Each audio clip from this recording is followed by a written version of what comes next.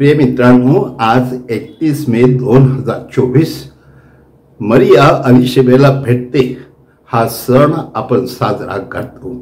आणि आजच्या दिवशी आपणास पहिल्या वाचनामध्ये परमेश्वर ह्या सियोन कन्येला जणू काही आनंदित राहण्यासाठी, प्रभूचा गौरव करण्यासाठी, त्याची स्तुती करण्यासाठी जणू ती सांगत आहे।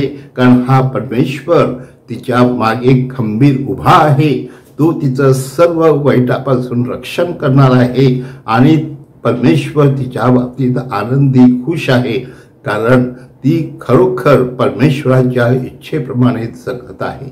आणि म्हणून परमेश्वर हा जो काही तिच्यामध्ये जन्माला येणार आहे अशी आशा तो ह्या सियोन कन्येला देतो।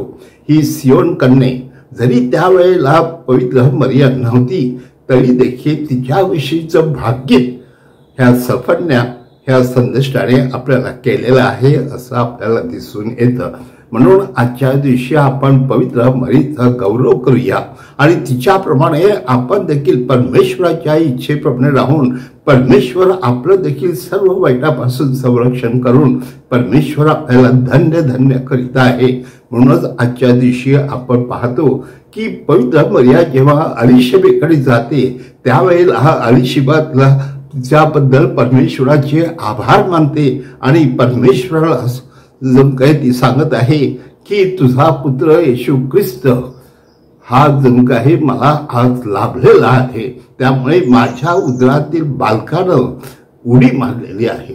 प्रिय बंधूंनो, आजच्या दिवशी पवित्र मरिया अलिशबेला भेटायला जाते हे एक महान रहस्य आपणा समोर ठेवलेलं आहे आणि प्रत्येक वेळेला आनंदाची रहस्य आपण म्हणत असताना हे रहस्य आपण म्हणतो तेव्हा आपण हे लक्षात ठेवूया की अलिशबा देखील पवित्र मरियेला धन्यवाद देते, तिचं कौतुक करते, तिचे आभार मानते, कारण पवित्र मरिया 3 महिने तिच्या जवळ राहून तिची सेवा करते।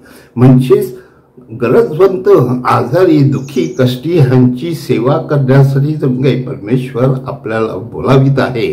केवळ आपण आपल्या स्वतःच्या धुंदीत राहू नये, तर परमेश्वराची इच्छा काय आहे आणि परमेश्वर आपल्याला काय सांगतो आहे ते ऐकून त्याप्रमाणे करण्यासाठी, म्हणजेच जसं येशू सांगतो देवावर प्रीती आणि शेजाऱ्यावर प्रीती, तशी शेजार प्रीती पवित्र मरियेने अगदी परिपूर्ण केलेली आहे।